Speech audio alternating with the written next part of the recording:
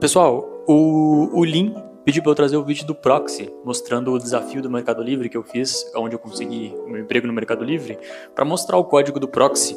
E também o Bruno pediu para passar o meu GitHub, então a gente vai dar uma olhadinha nos repositórios do meu GitHub e também a gente vai olhar esse código do Proxy que me garantiu a vaga no Mercado Livre. Bom, eu queria só lembrar que esse código eu escrevi há 6 anos atrás e a gente vai estar olhando um código de um Pedro de 6 anos atrás. Então vai ser muito divertido porque a gente vai conseguir encontrar muitas melhorias.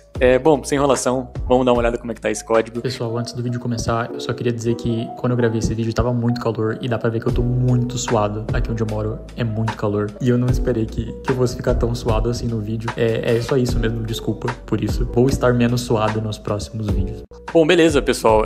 Novo ângulo aqui de câmera porque eu tô aqui olhando pro meu notebook, né? E a gente vai olhar juntos aqui o estado atual do meu GitHub, né? Antes de começar, eu queria falar que eu não trabalho mais no Mercado Livre. Eu saí de lá tem uns 3 anos já, eu acho. Então, cara, coisas muito antigas aqui que a gente vai estar vendo. Hoje eu trabalho numa empresa dos Estados Unidos e a gente também pode depois olhar o código, o desafio técnico que eu fiz para entrar nessa empresa dos Estados Unidos, se alguém aí tiver interessado, beleza? Bom, olhando pro meu GitHub aqui, logo de cara, a gente vê alguns projetos pessoais que eu tenho trabalhado, beleza? Team Market, Skill Publish, projeto de front-end, projeto de Node.js também, todos aqui. Eu fiz algumas POCs também para um ou outros sistemas. Isso aqui eu fiz no Lovable, esse projeto. GraphQL, entendendo um pouco mais como é que funcionava, eu não tinha tanta experiência com GraphQL, então montei esse projetozinho aqui também. Esse aqui foi um outro desafio técnico que eu fiz. Também outros projetos pessoais aqui, muitos projetos pessoais. Vamos logo pro que interessa, que é o projetinho aqui do Meli Proxy. Bom, a coisa mais engraçada que eu notei nesse projeto é que ele tá no Ruby 2.5.1, que é um Ruby muito antigo. A gente tá na versão 3.4.7 hoje. Então, assim, tô instalando aqui já o Ruby 2.5.1, do qual não consegui instalar. Essa versão é meio antiga, não sei se eu vou conseguir instalar, na verdade, mas a gente vai dar uma olhada aqui no projeto de qualquer jeito, beleza? Vamos dar um code ponto aqui, e isso vai abrir a janela do VS Code, a gente vai olhar como é que tá esse código. Bom, vamos começar pelo README, né? Vamos pedir uma preview desse README aqui. Logo de cara aqui com Welcome to Meli Proxy. Esse foi o nome que eu dei para o desafio, para o nome do projeto, Meli Proxy. A ideia era fazer um proxy que ia redirecionar para a rede privada do Mercado Livre, e esse proxy ele tinha que aguentar ali 100 mil requisições por segundo, tinha alguns requisitos não funcionais nesse proxy, né? E a primeira coisa que me veio na cabeça era tipo assim, cara, como que eu vou simular 100 mil requisições por segundo, né? A segunda coisa que me veio na cabeça era que o termo proxy, ele é um termo bem pegadinha. A gente pode pensar, por exemplo, como que eu vou redirecionar uma requisição? Eu posso receber um GET, né? Eu recebo esse GET com um carry param ou um post com alguma URL de redirecionamento, alguma coisa do gênero, e eu faço o redirecionamento, né? Mas no fundo isso é uma API, né? API com requisições REST, elas não são um proxy. Então eu já estava meio que ligado do que era o proxy, e eu meio que sabia que um desses desafios era conseguir receber esse parâmetro. Então, se a gente for dar uma olhada aqui, vocês podem ver que eu estou usando o Docker, isso é muito legal, eu já usava Docker na época, e também a gente tem aqui uma environment variable, né? Legal trabalhar com variáveis de ambiente. Então, se eu quisesse mudar o target do meu proxy para qual API ele iria redirecionar, eu podia só trocar essa envvar aqui. Bom, beleza, muito bacana. Eu estava usando também a API do Mercado Livre real, então eu meio que fiz ali o máximo, mais próximo possível da realidade esse código, o que também foi um ponto positivo, né? A gente pode ver as connections no /request, e eu também posso checar as conexões aqui por um certo ID, né? Então o ID, ele é o endereço de IP / qual que é a rota que ele está tentando acessar. Eu coloquei aqui um must consider, que é para observar que eu estou usando a flag insegura, porque você está rodando esse script no seu local, e o script vai falhar para generar certificados se você não usar essa flag, né? Basicamente, eu acho que ele não ia conseguir redirecionar se eu não passasse essa flag. E olha que legal, cara, eu fiz aqui uma arquitetura desejada, utilizei aqui uma plataforma de de desenho de arquitetura em 3D, super bacana, caramba, estou muito impressionado comigo de 6 anos atrás, que legal, cara. Bom, aqui eu tô falando que como a gente tá rodando tudo localmente, eu vou ter um pouco de dificuldade para simular a escalabilidade, foi exatamente o que eu falei aqui no começo desse vídeo, né? Essa é uma arquitetura que separa o banco de dados da aplicação, muito bacana, eu posso escalar o banco separadamente da aplicação. Muita gente pode conhecer esse termo como multi-tenancy, arquitetura, tipo de arquitetura multi-tenant, pode ser considerado nesse tipo de abordagem que eu escolhi aqui, né? Muito, muito bacana. E aí também a gente pode considerar que eu coloquei o WAF, né? O WAF é uma aplicação da AWS, outro ponto positivo aí pro Pedrinho do passado, já sabia o que era um WAF, para prevenir aí ataques de DDoS, a gente tem aqui uma camada de segurança extra logo na frente, né? E eu não manjava muito de WAF, eu só coloquei ele ali na frente, poderia ter terminado mal se me perguntassem de WAF, que bom que não me perguntaram, mas eu coloquei ali esse cara ali na frente, né, para proteger contra attackers, contra atacantes, pessoas mal intencionadas. Bom, beleza, a gente tem aqui para rodar com Docker e é isso, né, galera? Esse é o nosso README, bem direto ao ponto, super bacana, gostei do README. Na época a gente não tinha ChatGPT, inclusive, então eu escrevi tudo isso à mão e tá uma coisa bem direto ao ponto, tá bem clara. Tá muito legal aqui esse README. Coisas que eu acho que poderiam melhorar nesse README. Senti falta de um Getting Started. Como que eu faço para começar aqui, né? Temos um Usage, Docker Compose Up Build. E aí a gente tem aqui o curl, né? Bom, temos aqui um Getting Started, mas tá com outro nome, né? Essas API aqui talvez pudessem estar em outro lugar, mas no geral o README tá muito bom, tá muito direto ao ponto. Gostei, beleza. Vamos tentar rodar essa aplicação? Coisas engraçadas, né? Na verdade eu não precisaria desse dash build no começo, né? Porque eu tô buildando a primeira vez, não faz diferença eu colocar esse cara a primeira vez ou na segunda vez. Talvez eu não soubesse disso na época, né? Mas então, vai buildar a aplicação, né? Como ele não tem nada das imagens aqui na minha máquina local, ele tá buildando, ele vai rodar a aplicação. Enquanto isso, vamos dar uma olhada aqui então no nosso código. Bom, a gente tem aqui o Docker Compose, super, super bacana.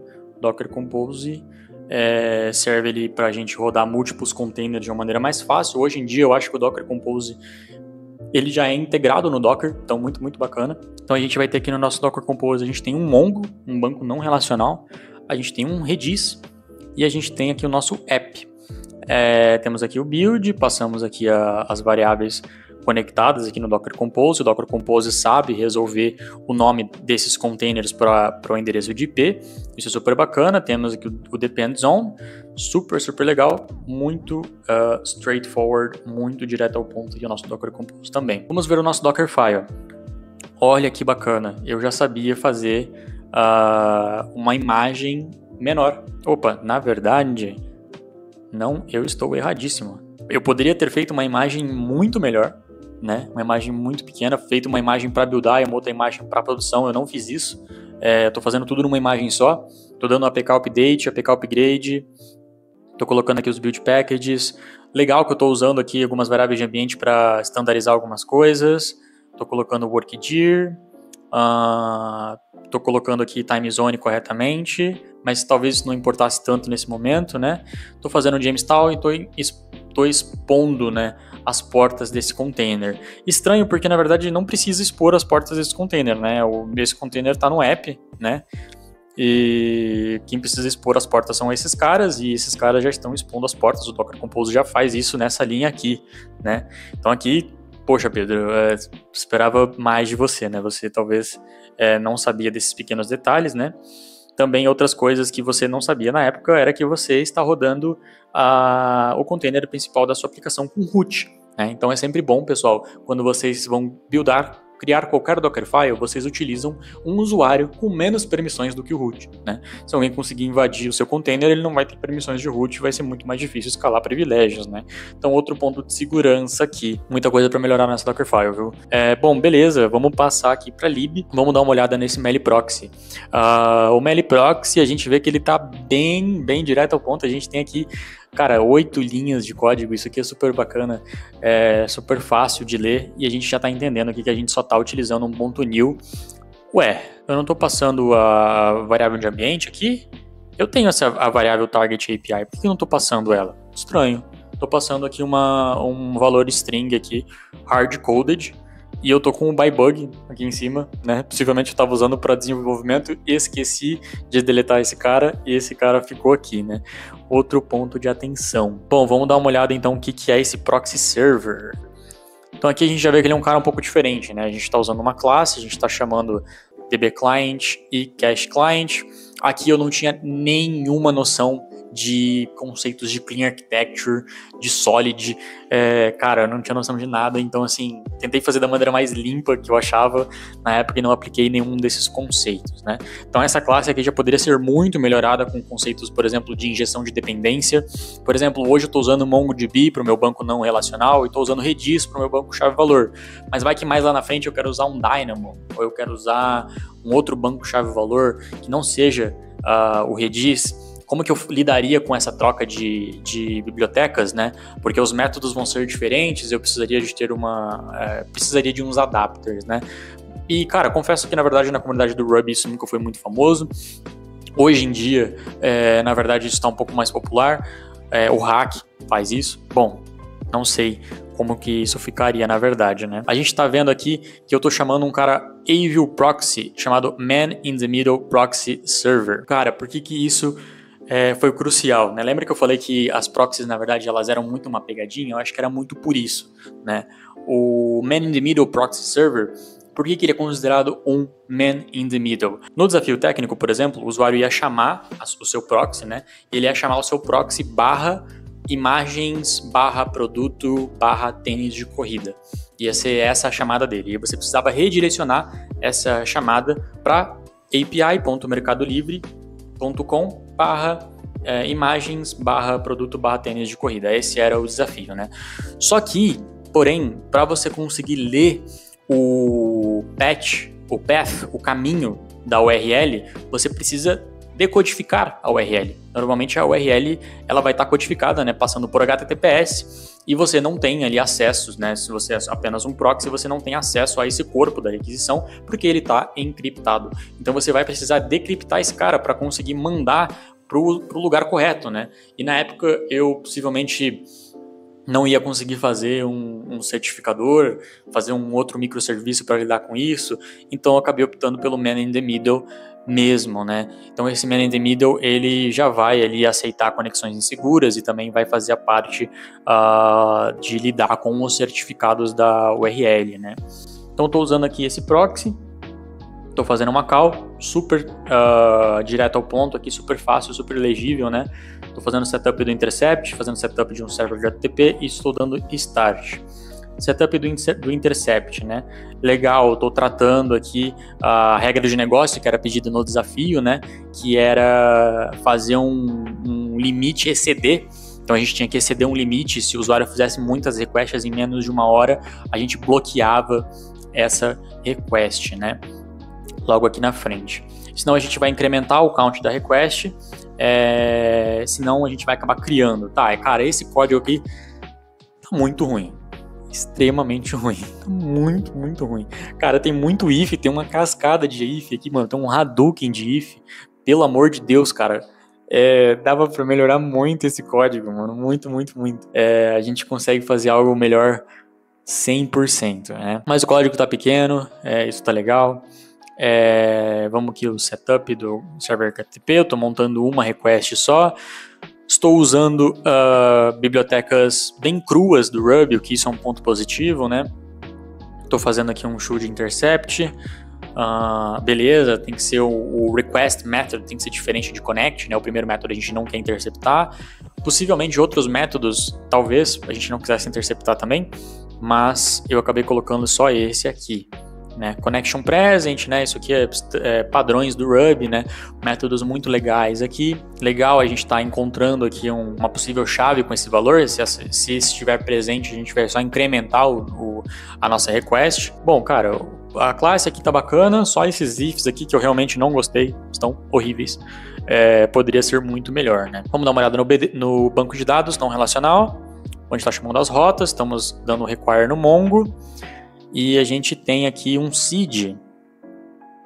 Beleza, eu usei isso aqui para simular, possivelmente. Bom, esse método que não deveria existir, né? Esse seed deveria ser definido em outro lugar, possivelmente nos arquivos de teste, porque eu nunca vou querer usar isso em produção, então não faz sentido esse método estar aqui, né? isDevelopment também não é responsabilidade do banco de dados saber se é desenvolvimento ou não, então esse método também deveria estar em outro lugar. Cara, meu Deus, comecei muito feliz, comecei botando muita fé em mim mesmo, mas caramba, mano, eu tinha muita coisa pra melhorar aqui, hein? Beleza, a gente tem aqui uma abstração, né, para comunicar com o banco de dados, né, uma coleção do banco de dados. Tô achando estranho que isso aqui deveria ser deveriam ser métodos de classe, né? Eu não precisaria de instância para mexer com esse cara aqui, eu estou criando uma instância das routes, né? db routes, collection routes, routes collection, get routes e routes collection aqui, né? Model routes collection. Tem acesso a esse cara. Estou dando include, né? Na verdade faz sentido sim, né? Eu preciso ter a classe do new client e aí esse objeto compartilhado, né? Ele é necessário, né? Esse routes collection aqui. Mas estranho, por que será que eu tenho esse método getRoutes, né? Se eu estou acessando diretamente com um arroba. Talvez eu não precisasse desse método getRoutes aqui, né? Nem sei se eu estou usando ele. Bom, beleza, vamos dar uma olhada na cache. Cache também, classe muito parecida com o do banco.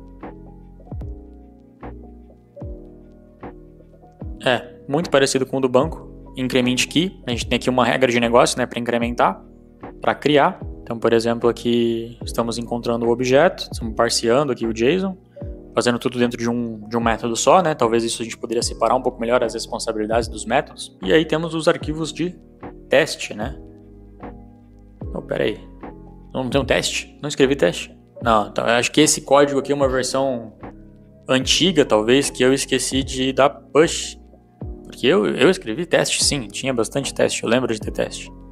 Então talvez por isso que até tenha com bybug, está com bybug lá atrás, né? Talvez a última versão eu não enviei para o GitHub. Bom, cara, o meu Docker aqui ele não funcionou, não consegui rodar o código. Realmente o proxy aqui ele não está funcionando localmente, infelizmente aconteceu, deu algum pau aqui. E tá meio difícil de enxergar a tela do PC por causa da luz da câmera.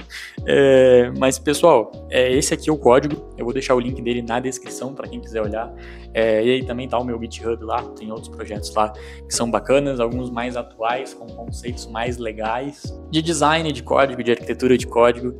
Mas esse aqui foi o desafio que eu utilizei para entrar. Poucas libs, bacana. README muito bacana. Dockerfile poderia ser melhorado. Esse MLproxy aqui, a gente tem uns ifs que poderiam ser reduzidos também. No caso do feedback que eu recebi, não estou logando nada, não coloquei métrica também. Mas o seed também aqui deveria estar em outro lugar. Esses development também poderia estar em outro lugar.